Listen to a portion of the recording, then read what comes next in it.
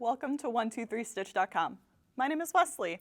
If this is your first time watching a video, thank you so much for being here, and if you've seen any of my previous videos, welcome back. I appreciate you joining me again today. In this video, we are going to be talking about a specific quilting type, paper piecing. What that is, how you do it, the different types, all of that good stuff. If you like this video and you want to see more like it, make sure to hit that subscribe button down below so that way you get notified every time we post a new video about quilting history or fun projects you can make in an afternoon. Now, in one of my previous videos, I touched a little bit on what paper piecing is. But as a general overview, paper pieced quilts are when you use paper to help stabilize your blocks. Now, this is typically used when you have some sort of geometric pattern, odd angles, or some sort of small design. This technique can help you get really crisp points and good lines whenever you're using your quilting blocks. Now, within paper piecing, there are two different methods that you can use: English paper piecing and foundation paper piecing.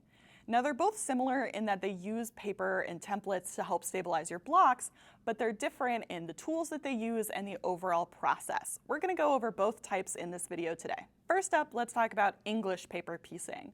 Now, this is a traditional hand-sewn method where you wrap your fabric around a paper template and then sew the fabric pieces together using a whip stitch. Historical records show that the earliest known work of English paper piecing is the original 1718 coverlet.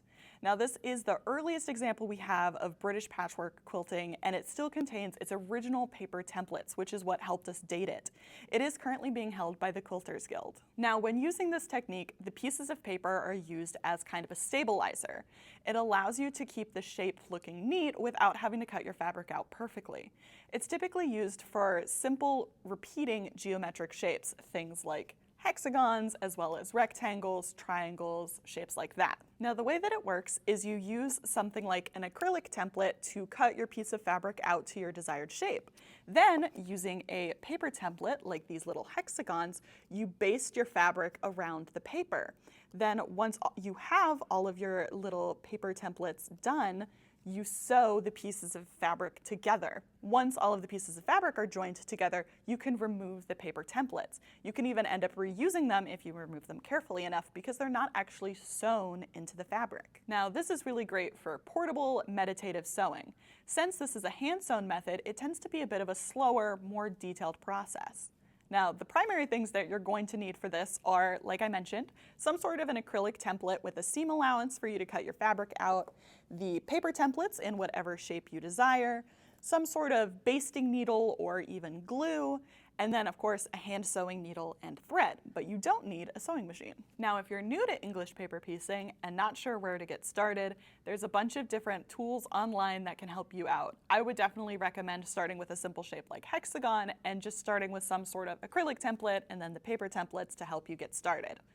If you're a more experienced paper piecer, then you could get something like this. Now, this is specifically for paper piecing, and it's so that you can print out and make your own different designs. So you can make more interesting geometric patterns and shape, and it's a really great tool to get started if you want to do something a little bit more unique. But what is the difference between foundation and English paper piecing? So foundation is a machine-sewn technique. So you actually sew the pieces of fabric onto the printed paper templates in a specific numbered order. This came about because people were trying to figure out ways to use paper to help provide a foundation, a stabilizer for their quilt blocks. This is typically used for a more complicated pattern, not just a repeating geometric shape, but an actually large pictographic pattern.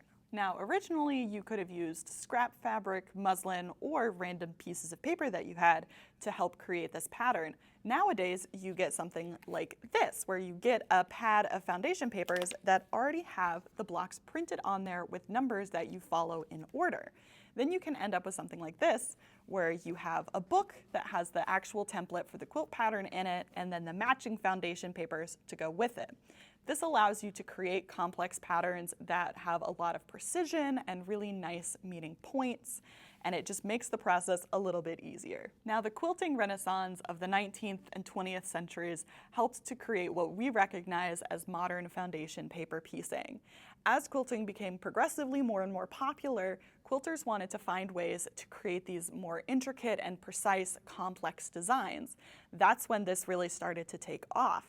It allows people to create quilts that have dragons on them or really fun pictograph things.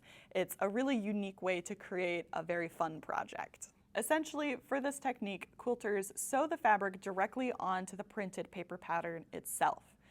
Then once all the blocks are created, they're quilted together as normal, and then the paper is torn out at the end.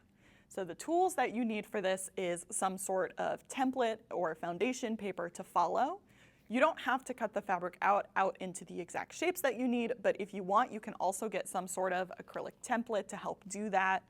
And then you do need a sewing machine with a regular needle and thread. This is a machine sewn method, so you do need to make sure that you have that. So in summary, English paper piecing is a hand sewing method where the fabric is basted onto paper templates, typically in some more basic geometric shapes, and then the paper can potentially be reused. It's best for smaller, more portable projects.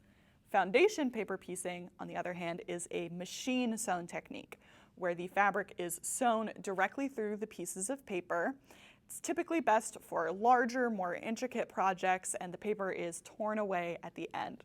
Both methods have their pros and their cons, and I'd be really interested to hear which one is your favorite, if you've tried one of them or both of them. Historically, paper piecing could be referencing either English or foundation paper piecing. They can be pretty much used interchangeably in a historical context, but nowadays they're two very different methods with different tools and uses depending on what you're looking for.